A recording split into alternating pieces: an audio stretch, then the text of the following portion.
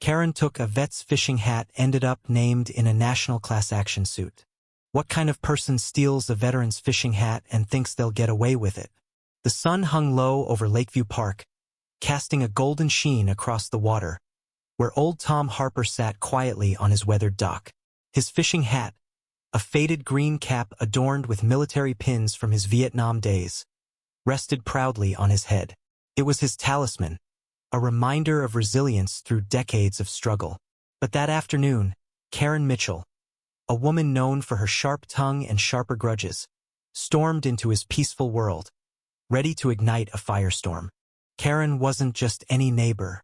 She was the self-appointed queen of Lakeview Estates, a gated community where her word was law, or so she thought.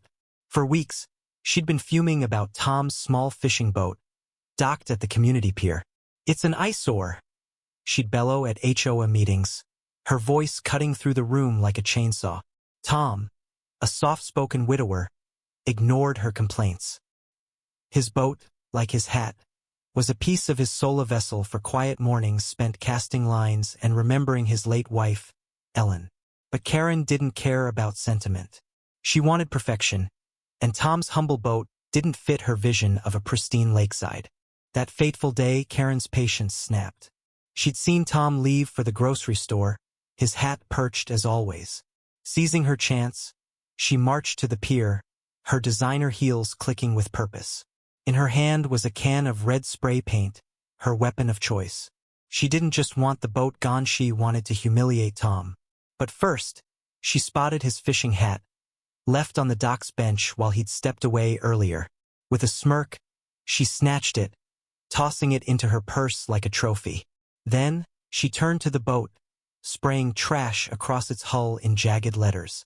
The act felt like victory, a middle finger to Tom's quiet defiance. Enter Sarah Delgado, a twist in the tale Karen never saw coming. Sarah, a young freelance journalist, had been jogging by the lake, her phone always ready to capture the world's injustices.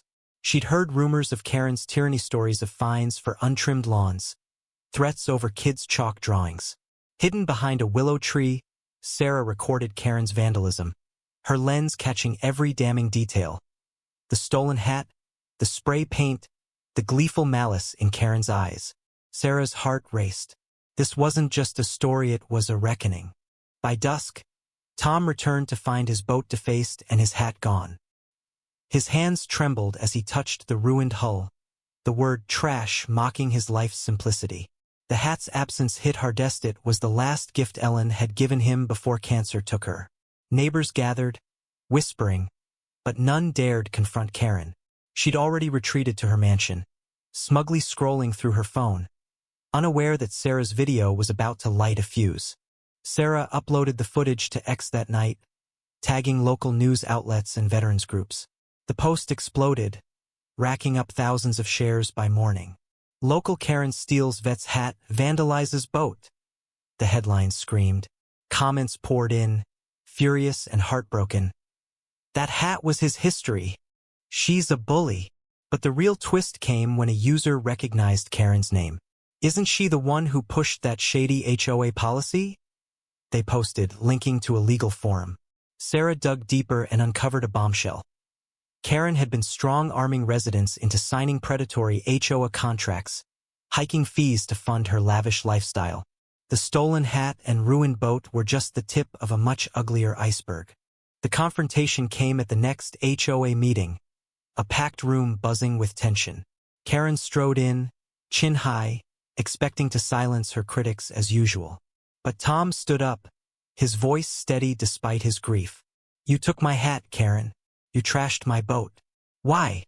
The room fell silent. Karen scoffed, denying everything. But Sarah was ready. She projected her video onto the meeting room screen, the grainy footage showing Karen's crime in vivid color. Gasps rippled through the crowd. Karen's face drained of color, her usual bluster replaced by stammering excuses. "It was a prank," she cried, but no one bought it. Then came the unexpected ally. Mr. Jenkins, the community's reclusive lawyer, who'd stayed silent for years. He stepped forward, holding a stack of documents. "Karen's been skimming HOA funds," he revealed. his voice cutting like steel. "I've got proof, bank statements, forged signatures." The room erupted. Residents, long cowed by Karen's threats, found their courage. One by one, they shared stories of her bullying. Fines for minor infractions, threats to foreclose on homes. Sarah's video had cracked the dam, and now the flood was unstoppable. Karen's downfall was swift and brutal. The video reached a national veterans advocacy group, who connected Tom with a pro bono legal team.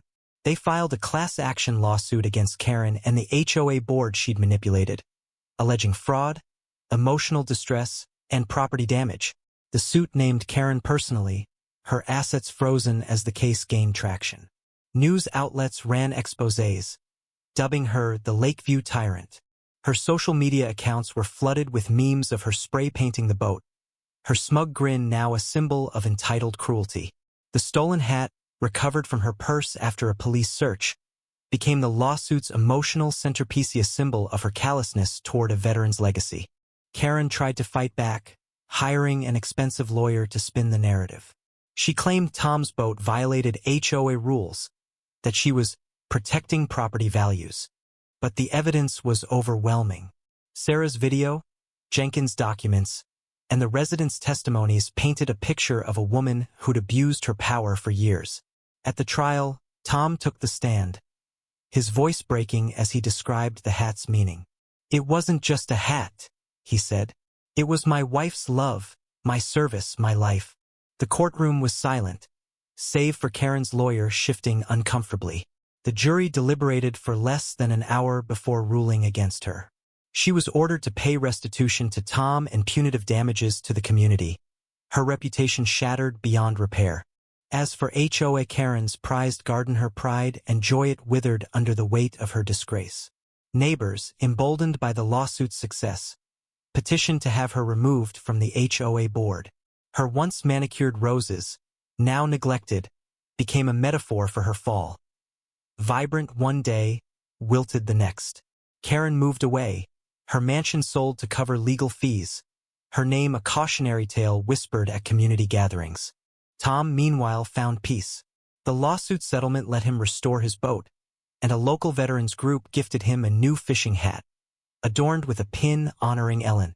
He returned to his dock, casting lines into the lake, the water reflecting a quieter, kinder community.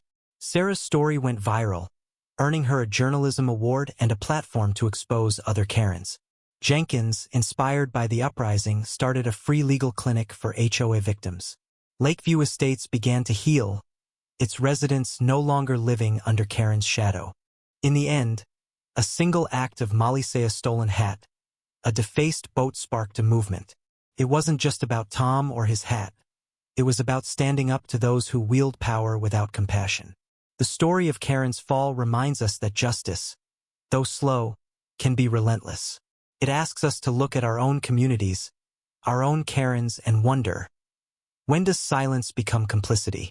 What's your take on this? Where do you draw the line between right and wrong? Share your thoughts, because stories like this belong to all of us.